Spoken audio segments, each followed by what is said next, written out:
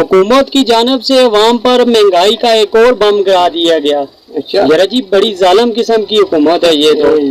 Petrol کی قیمت میں اضافہ کر دیا گیا، جبکہ دوسری جانب کرونا وائرس اور مہنگائی سے پسی عوام 2 وقت کی روٹی کو ترس رہی ہے۔